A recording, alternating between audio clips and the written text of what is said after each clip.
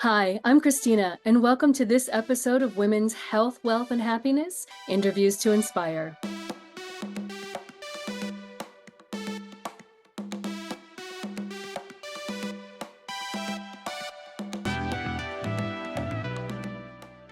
This episode is sponsored by Everyday Kids Travel, a kids and parents travel review site.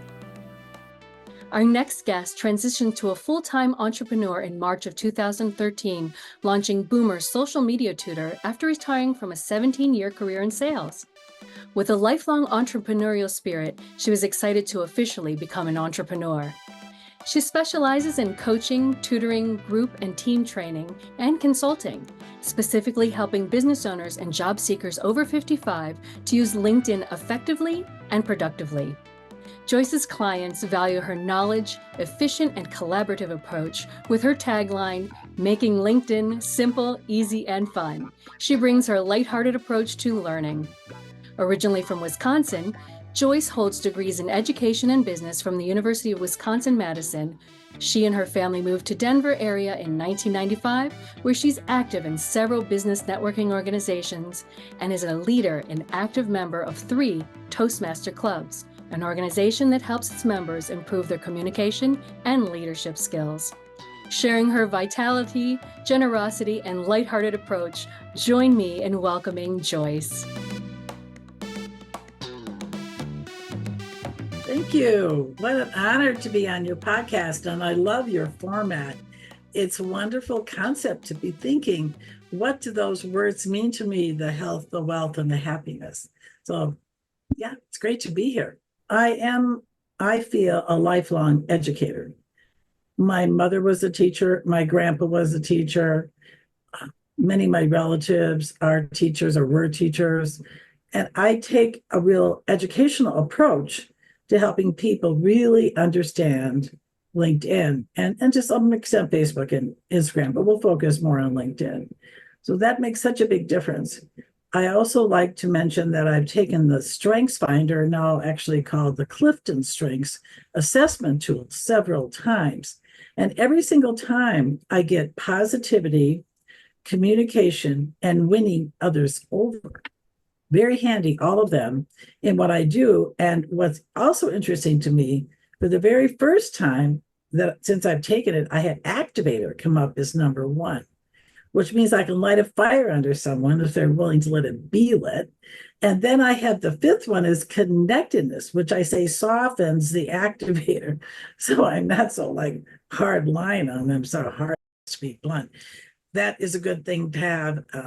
To feel like, everything happens for a reason, that kind of spiritual underpinning really is what I feel I have also to my life, very active in my church and in other kinds of spiritually based support programs.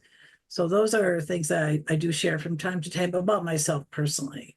And it's frankly such a delight at the age of 75 to be this engaged with the world, to be helping other people, to be making such a positive difference in the lives of business owners and job seekers with their LinkedIn.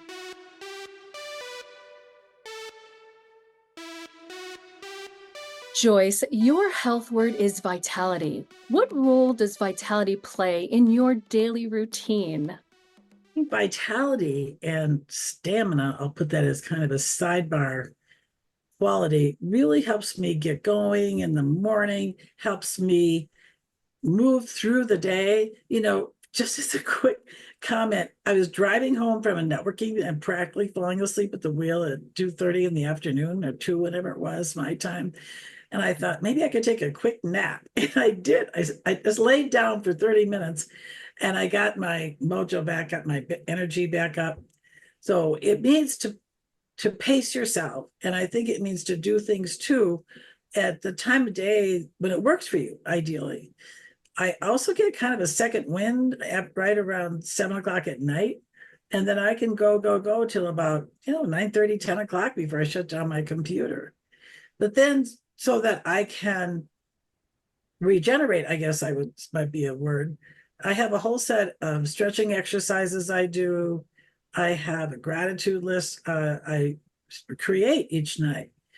So I think it has to do also with getting enough obviously sleep and food and out and about walking my dogs.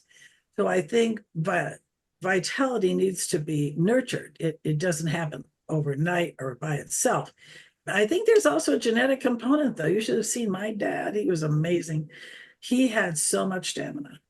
So those are things that I think about when I think about vitality, physically as much as anything, but I also think about it mentally in terms of a phrase you might hear more from an older person, having our wits about us, because, or maybe it's a term of generationally, because you see, my grandmother had dementia, we think, we called it hardening of the arteries in the 60s. And so did two aunts of mine, an aunt and an uncle. So I do really value my mental capability. That's important to me. And I hope I have it as long as I possibly can. I'm prepared for the fact that, I could get Alzheimer's too, like other relatives have. So I'm grateful that I have that intellectual curiosity, just love of learning, wanting to get to know people better. I think that's also weaves into vitality. It's incredible because, I mean, you're like nonstop. Your vitality, not only in your personal life and what you explained, but in your work life, you have a nonstop schedule. Oh, I do. And I was networking the other night, and these two guys in their 40s said, "You had more energy than the two of us put together." I said, "Oh, well, thank you." I'll own that.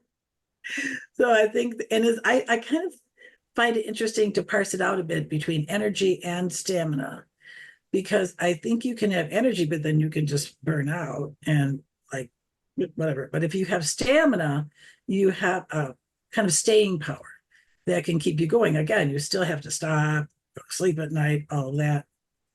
So I'm blessed. I really feel some of that is generally is inherited. I think also when you're really happy, which we'll get to that part a little later, with what you're doing, then I think the vitality is kind of comes with that too. Yeah, and it's interesting. I mean, you mentioned naps. Anyone who knows me knows that I need my afternoon naps. I am a siesta person. I think that comes from where, the Spanish blood is Yeah. in me. I have my lunch. I take my break. I take my mental break because I think that's so important for vitality to keep going and not burning out just from the day to day. Yeah, my mom would always take a little nap. She'd always lie down for, I don't know, half an hour maybe. The way that was the way how she recharged herself Yeah. to take a little break. She's a very hard worker. She was a home mom, for a long time. There's a lot to being a home mom. I think people don't always appreciate. No, that's absolutely true. That's a whole nother bit of stamina and energy right there. Yeah, patience. Would you say that you have role models? Would you say that your parents were your role models when it comes to vitality most? Or do you have other outside influences that make you think about, what I want to do when I grow up? Yeah, I would say that my mom and dad, number one. My Aunt Roseanne also comes to mind. Of my mom's 4 siblings, so there were 5 of them. She's the one that had the most physical and mental vitality right up until she died at age 94. I mean, that woman could walk at least 3 miles a day, not too long before she died. She was so quick. She could remember so many things. That was really big on my mother's side of the family, the ability to have a memory for things going back decades. So Aunt Roseanne does come to mind when I think about her. Also, I think of my own husband, who has had a number of health challenges over his lifetime, and yet he bounces back. He also is good at, I would say, following directions. People, some say some men aren't, but when he's had some kind of a surgery or something where there's rehab involved, then he very diligently follows all those steps to get him back to where he was. In his early 40s, he had major back surgery. I want to say it was in January, and 4 months later ran a 20-mile race. That was pretty impressive. Wow. Yeah, because he did exactly what he was told to do. And he's a very determined person in his own quiet, understated way. So I'm more of the extrovert. He's more of the introvert. I'm more of the look at me person. He's more like, how can I serve you person? I mean, I'm being very generalized because I have a lot of that servant leader's heart too. So definitely I would say my husband too. Yeah. And what kind of advice would you give for someone with what you do? You work with people over 55 in particular who are working on their LinkedIn, changing careers, and that sense of vitality. I'm important. How do I stay motivated to keep doing the things that I'm doing and maintaining that positive attitude? Yeah. I think that one of the attributes I bring to the table when I work with that 55 and up crowd is that I am older than most of my clients. And I have, I guess I would say, a wisdom that I lace into our discussions too. And what I tell them is that to keep an open mind and not to judge themselves against other people's, say, LinkedIn presence, Facebook presence, whatever, and to realize that making meaningful contributions in a post here and there is more important than spending a lot of time on the platform. So I think people have all kinds of preconceived ideas about social media that is a big time suck. They see their children and their grandchildren, with a phone and, all the time. And I say, you don't have to do that. A little bit of time on LinkedIn can carry you a long ways. So that I think does relate to vitality. So they don't feel that getting involved with LinkedIn is just going to be one more thing they have to do that they look forward to doing, but they should be there. And I think it somewhat answers your question. One of the delightful things for me about LinkedIn is to go and see people who are maybe commenting on somebody else, like you were just mentioning. And then I'll say, oh, I know her. Oh my gosh, I should reach out to her. I mean, it happened just the other night. I don't do much with collaborative articles because a lot of times they feel very corporate. But I found one the other night that had to do with being a leader of a team. And I thought about my Toastmasters club, where I'm the new president, and everyone else on the officer team has never been a club officer. Some are very new to being in Toastmasters. So then I could pick a couple things that I'm doing to help be a leader, and not some authoritarian type of leader, but a real genuine servant leader.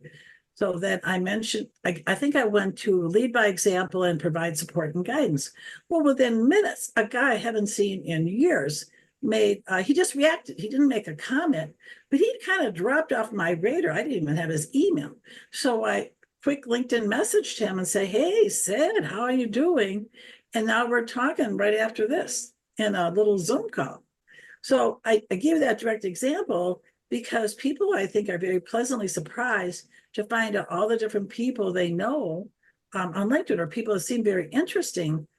My experience of having been active since 2008 on LinkedIn is the people that seem to be drawn to using LinkedIn have, we'll get to this in a minute, a generosity of spirit. You ask them a question and they'll answer you. They'll give you advice. Groups like the one through which I met you, there's so much going on there, but not to get overwhelmed. I mean, that's kind of a fine row, to hold there. But to see that they don't have to put too much time into it to drain them. So I guess that might be kind of a long answer to what you asked.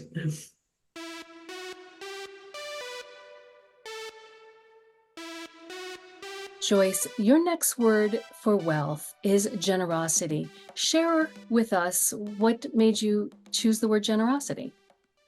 Well, several things come to mind, but the first phrase that I've heard from other people, and I agree, is give away your best stuff. Give away your best stuff. And people are like, what, are you kidding me? That's my best stuff. I'm not going to give it away. Yet, when you share snippets, not, loads of things, nice little tidbits here and there, people were saying, wow, cool idea. Hadn't thought of that. And they appreciate that your willingness to give that advice, those opinions, those observations, without being all judgy or anything, saying, well, here's something that's worked for me. And then with generosity, that goes back to my mom and dad again, originally, because I grew up in this, well, we're actually on a farm just outside a small town. So I'll call it a farming community. This was in the 50s, well, actually late 40s, 50s, 60s, graduated high school in 67. I think small towns, especially, are play or neighborhoods are the kind of entities that really support generosity of spirit, where people know each other through their faith community, through schools and their local, all kinds of like service groups and such. Rotary comes to mind, Lions. And that's the culture of the community, is to give back to each other. And my parents really epitomized that. My dad was the head of the church board. My mom ran the Sunday school for a time. They were co-presidents of the PTA, as I recall. My mom was on the library board. So I saw each of them giving back to the community. They're raising 4 kids. We had a big dairy farm that my uncle also lived there to help us run, but they never grumbled about anything they did to help other people. And then when they retired, that was been in the 80s, then they were always doing things like sandwiches for the homeless or delivering Meals on Wheels. And they saw retirement as a wonderful chance to give back even more. And my mom would go to this nursing home every week and simply socialized with the people there. Many of them had no other visitors but her. So I just think about all those ways in which they give back. And I think what's important is to find a group, a cause, whatever you might call it, where you do give from your heart without feeling like your arm was twisted, hard to do something. I was a member of the League of Women Voters in Madison, Wisconsin, very active for about 20 years. But there was more than one time that people talked me into doing something that later I thought, why did I ever say yes? I am not happy. How can I get out of this commitment that I've made? So going back to the Toastmaster example, I really work hard on not doing the same thing myself, to a member say, oh, I think you'd be good at this. And when he says, well, I'm going back to school to get my master's degree, I go, oh, never mind, Rob, that's fine. It's okay. You want to do this role and not that role, or no role at all? Hey, no problem. And to be respectful, when people say they can't do something.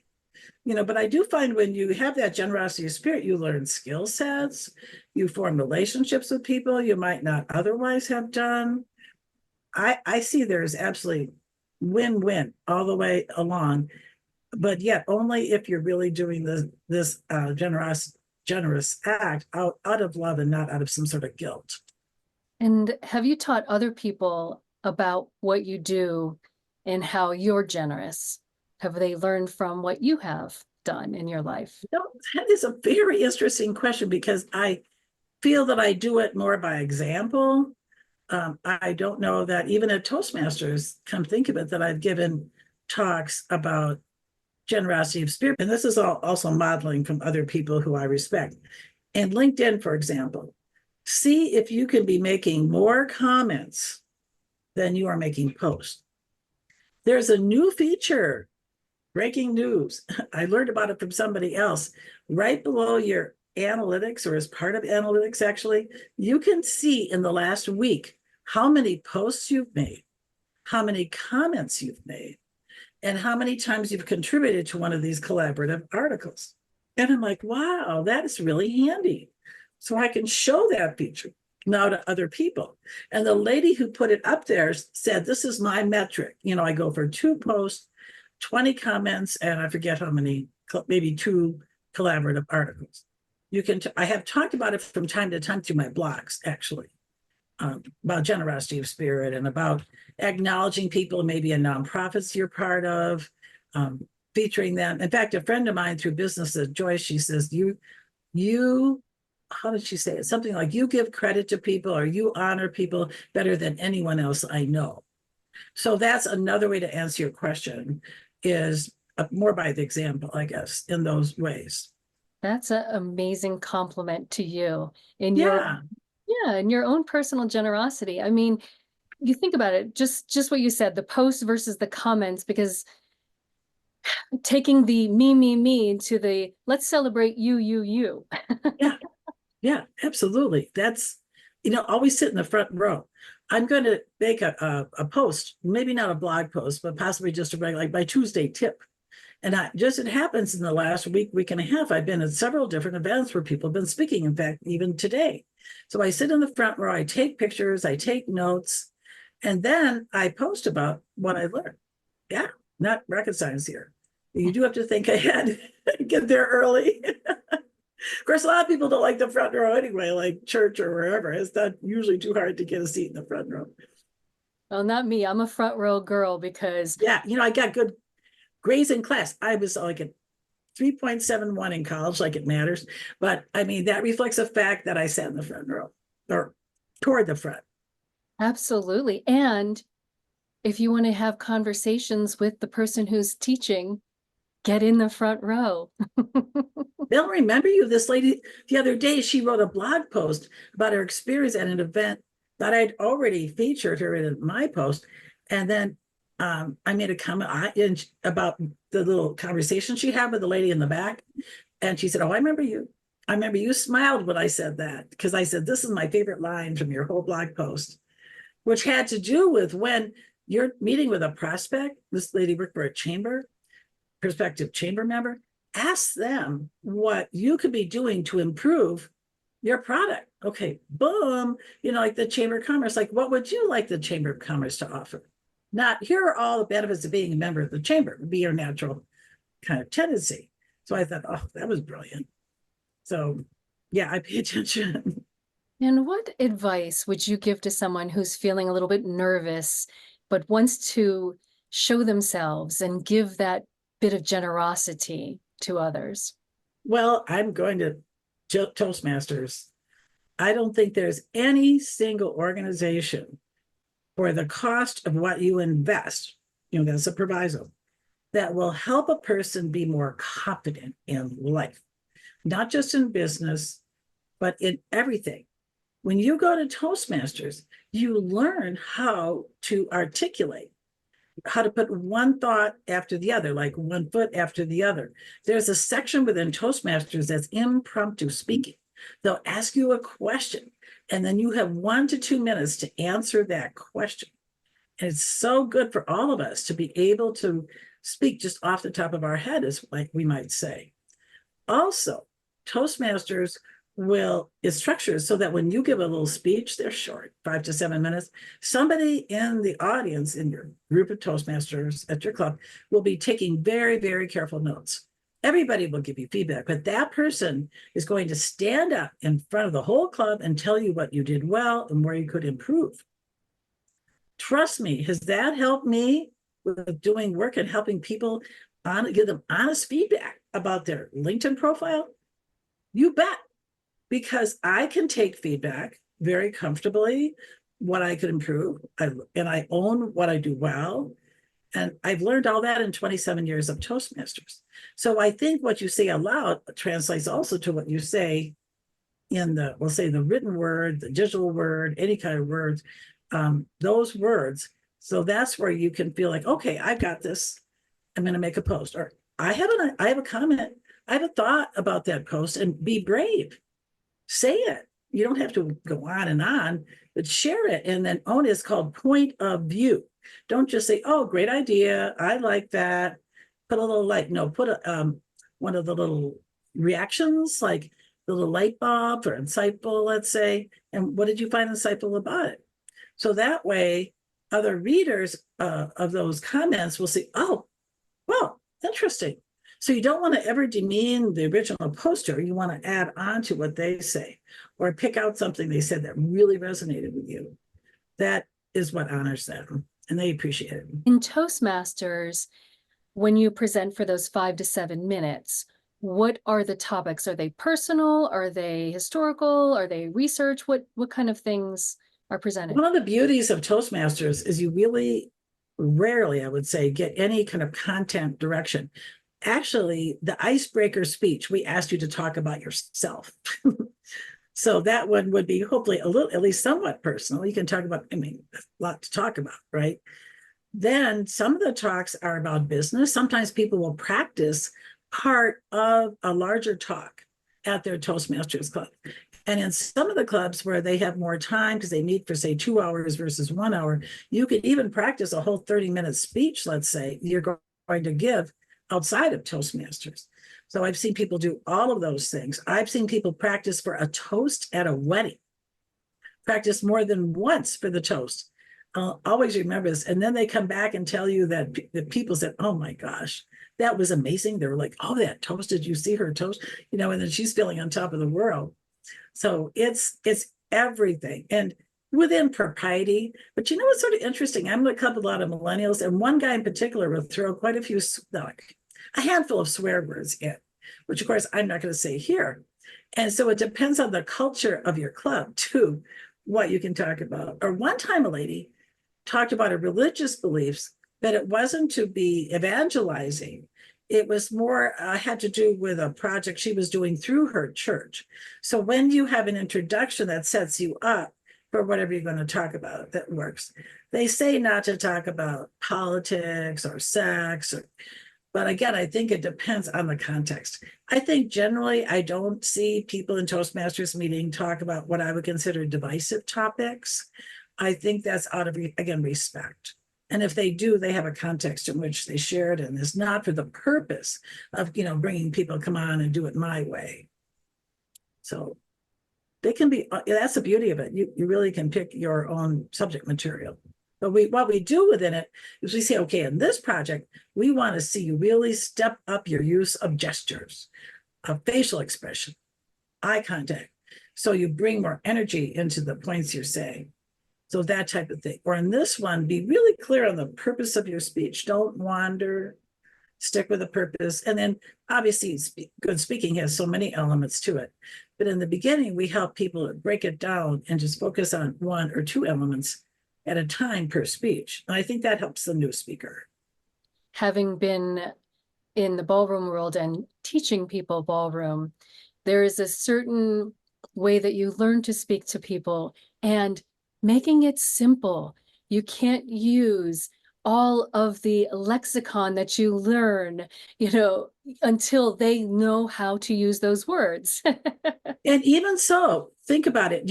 You typically are going to ask somebody giving a talk to repeat it. Like, what was that word? What did you mean? So it's not exactly dumb it down, but I would say simplify it, more or less like what you said.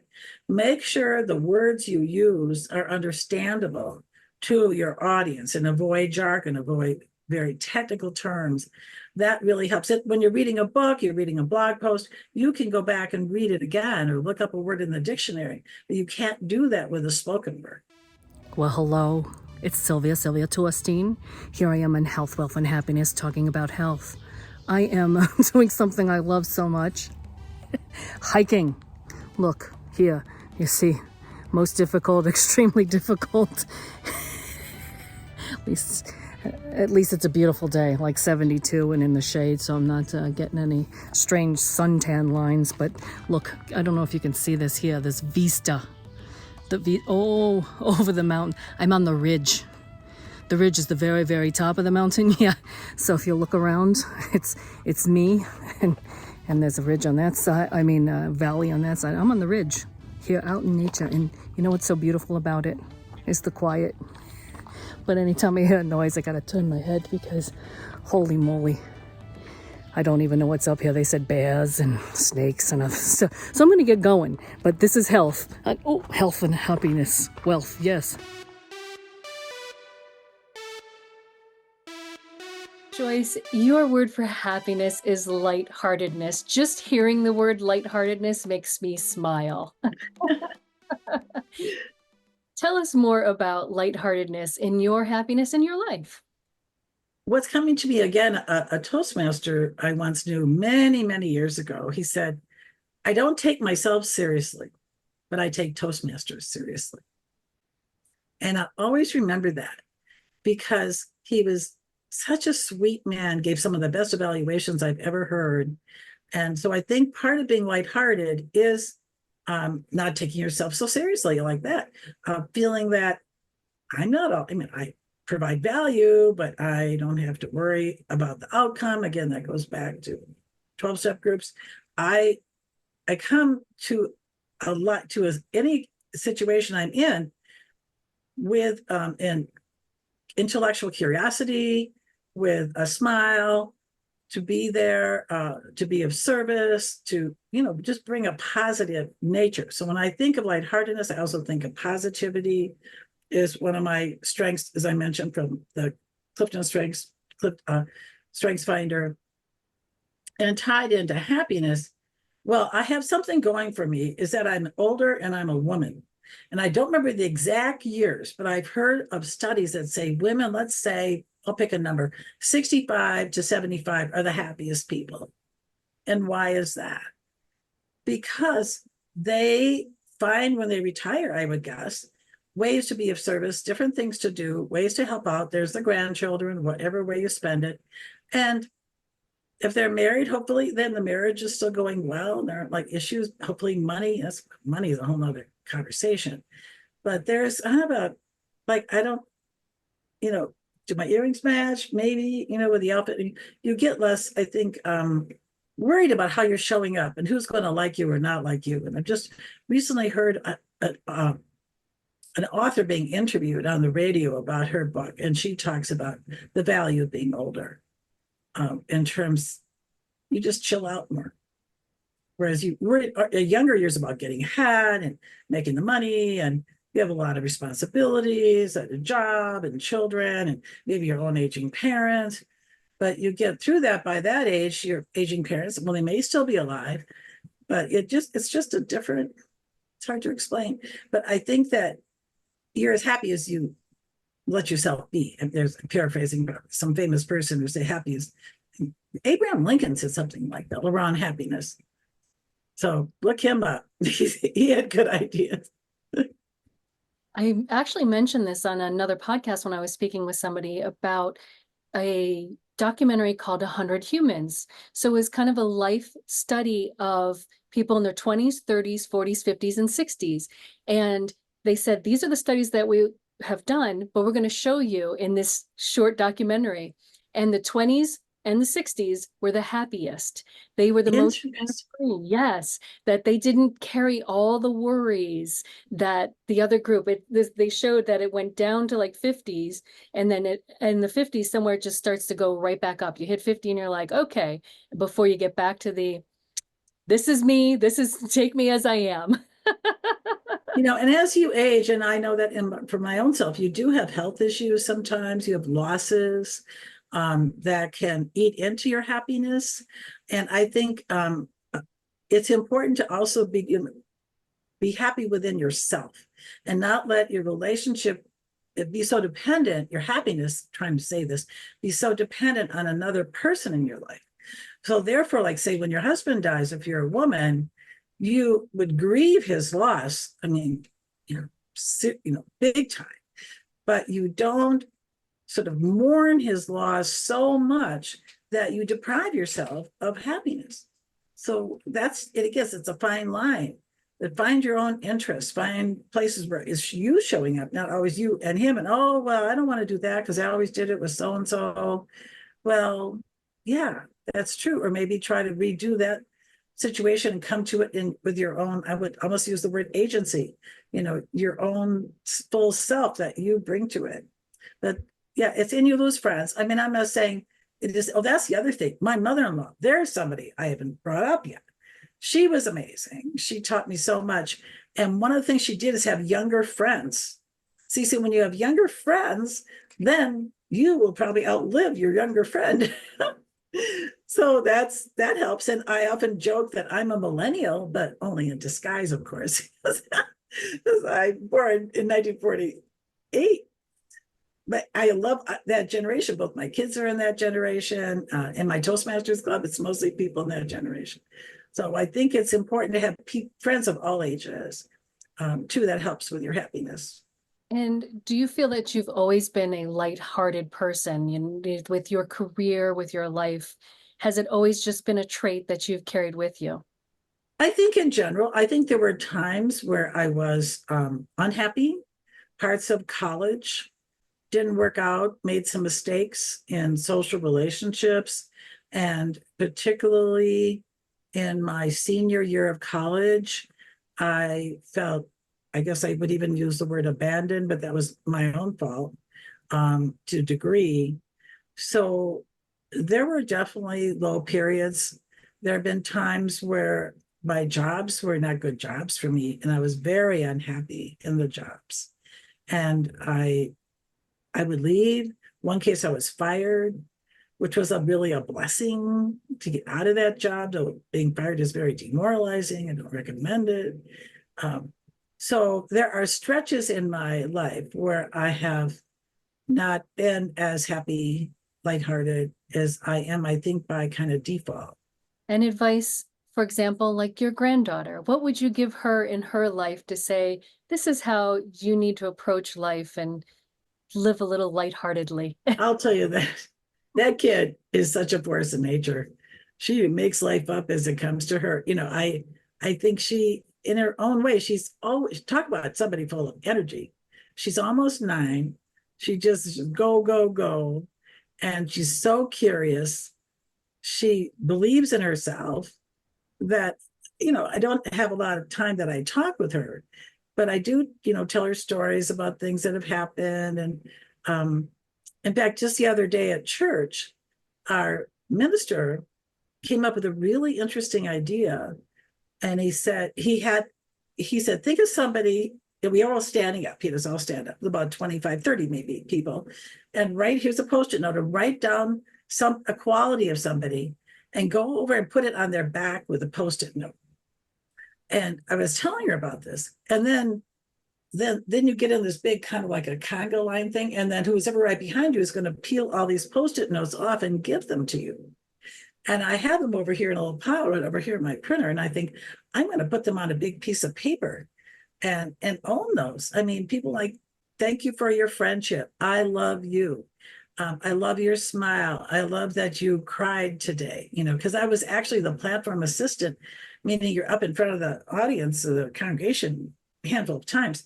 And the song just always brings me to tears. So the tears like running down my face. And I said, that song always makes me cry. And it's one of the cool things about my church. People cry. No one says, what's up? Are you okay? No, they don't ever do it. So I'm going with all this. I was telling her about this. And she said, yeah, we've done stuff like that sometimes in school. But then she was pointing out in school, you kind of get to know what the other people's handwriting looks like. So you could probably figure out who said that. And I thought, ooh, Hava, you are so clever. So she's interested in things, that my life too. So yeah, I could give her, my perspective and advice, but honestly, I've hardly ever met anybody that was so like confident and here I am and I'm going to learn this and just take charge. She's great. She's got such a cool mom and dad raising her up. And I think each of us comes into the world, though, a bit hardwired here and there. Many, many, many years ago, my girls were young. I'll always remember this lady who came into a parenting class I was taking, and she was saying the whole nature and nurture thing. And she was just talking about the kids that come out of the birth canal and they're a certain way. And you think, why are they so that way? I'm not that way. My husband's not that way. Well, that's just who their little spirit decided to show up and be.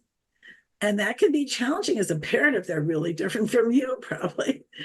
So I found that really thought-provoking and it hadn't really quite occurred to me until she said it. I go, I've noticed that. Yeah, it's so interesting. I say parenting, first off, I say it's an illusion of control. And maybe so is grandparenting. And then the other thing I say about parenting is the biggest financial and emotional investment you will ever make. And most days feels worth it. But there are those days because parenting is hard work. It's full of joy. It's full of adventure. But there are times it's just can be very challenging. Even parenting an adult child.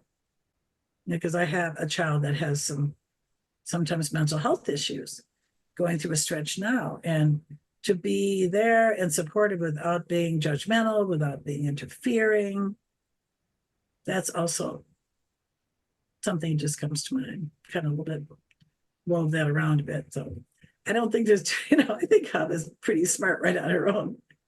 pretty perceptive kid. Is there a moment for you when you had a lighthearted approach overcoming a challenging situation or to help someone get through a challenging situation? It's a really excellent question. So I think sometimes you might have a friend or a relative or other close one, maybe a coworker, where you can, just sort of be a beacon and be a light, and that's the same thing, but, just be that ray of sunshine in their life without being annoying about it too. So I think that's a fine, like, where she comes again, always so happy. Because you need to allow people their grief and because I remember when my daughter got cancer, this is the one that's the mom of the 9-year-old, and she would be on these panels with people, and it's hard to face these young people, 30 somethings with cancer. And Maggie, who was this friend of hers, was always saying, well, let's look on the bright side. And then they even formed a whole nonprofit called The Bright Side. And Jane got to help with that nonprofit. Well, sadly, Maggie died at age 37. So I think in respect of my daughter, respectful to her, so sometimes we do need to obviously just simply sit with people and hold the space with them. So I do think that's so supportive. And but the bright side, I think, is my default. Yeah, I'm like Maggie that way. Yeah. Wish I could have met her. She seems like such a special person in Jane's life. And Jane is still alive. She was diagnosed with cancer 3 months after her daughter was born, 2015. So every day for her is such a gift.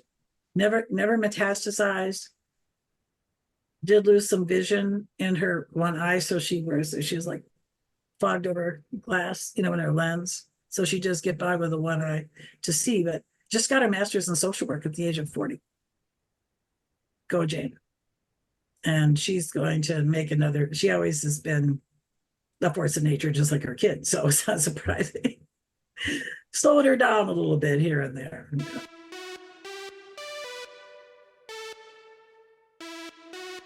If you could give the gift of health, wealth, or happiness, which gift would you give and why?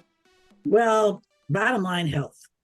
The older you get, the more you appreciate the health you have. Your own physicality, your mobility, your wits about you.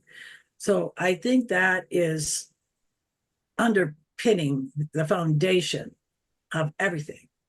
Because without you can have various health challenges, overcome them. You can have disabilities. You can accommodate them. But I think still, it's hard to choose between the happiness and the health because they're built to me intertwined. But I think health is, to me, the most important.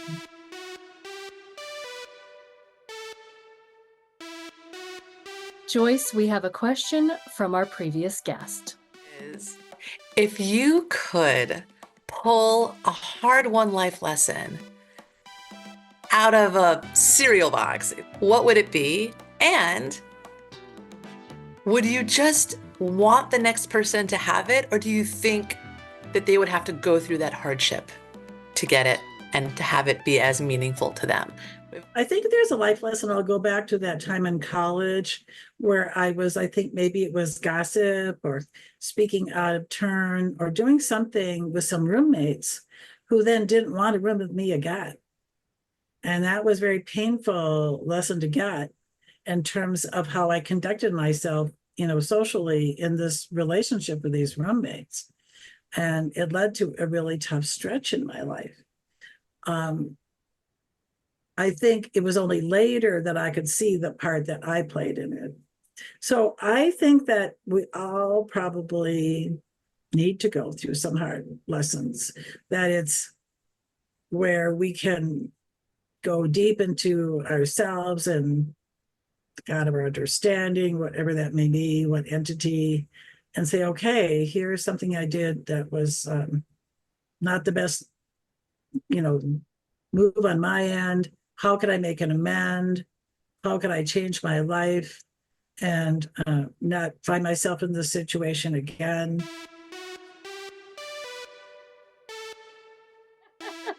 Excellent. I'm so grateful that I met you through that meetup discussion. That was such very serendipity. Absolutely. Mhm. And I am so thrilled to have you here today and share your stories with me and anybody who's watching or listening, because you Thank you. are dynamic, and your generosity with your time, your vitality just shows everywhere, and your lighthearted spirit. I love it, all of it. You're amazing.